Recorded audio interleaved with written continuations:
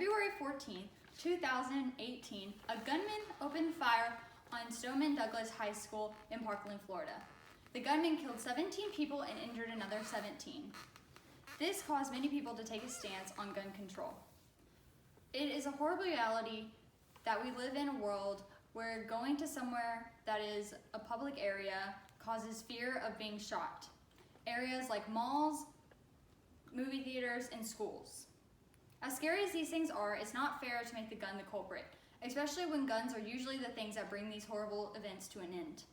That is why today I plan to address whether or not we should ban guns completely, and I hope today to persuade you that we should not.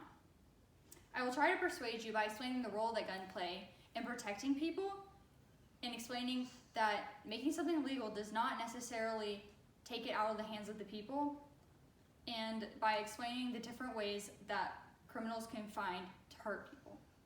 The main reason that I think that guns should not be completely banned is because that they protect innocent people. Home burglaries leave many people scared and vulnerable. The idea of someone coming into your home and taking your belongings and hurting you and your family is terrifying. The alarms.org website, last updated December 2015, states that there are 1.6 million home burglaries every year. The website also says that if you know a burglary is going on, you should call 911 and yell things like, "Honey, get the gun." Because whenever home invaders hear that there is a gun involved, they are much less likely to go on with the invasion. The idea of not being able to defend oneself with a gun is very scary. As a young girl who lives by herself, I understand that if a man wants to come into my home and hurt me, there's not much I can do to protect myself without a use of a gun. Guns can also give women a fighting chance against men in the instances of sexual assault and rape.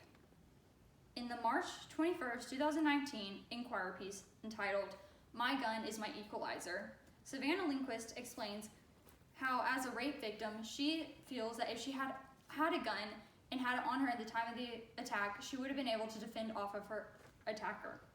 If someone has a gun and another person doesn't, it's not very difficult to know who's going to win that fight.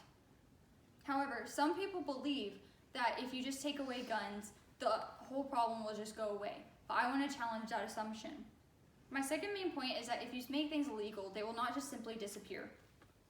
When there is a demand for a commodity, there will always be a supply because there is money to be made.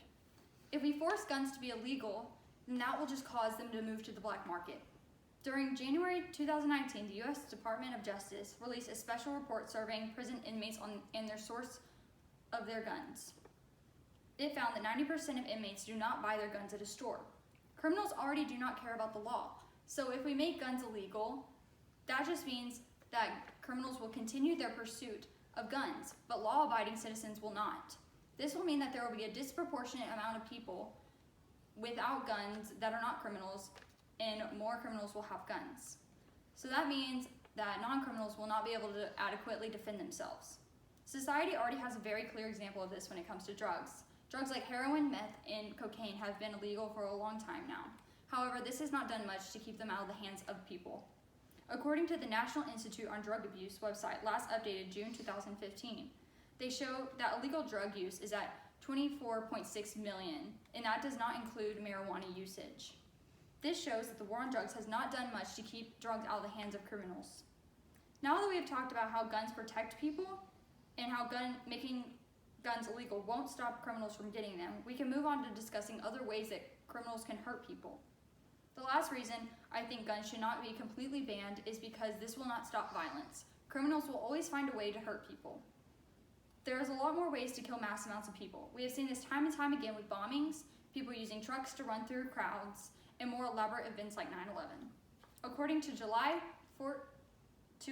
14, 2017 New York Times piece entitled "France Remembers Nice, We Will Never Find the Words," there were 86 people who were killed that day at the hands of that murderer. But did people blame the truck? No. They blamed the man that was driving it. When deciding whether or not to be against guns, a person should take time to look at how guns protect people, how demand will not go away once that they are illegal, and the other ways that criminals can hurt people.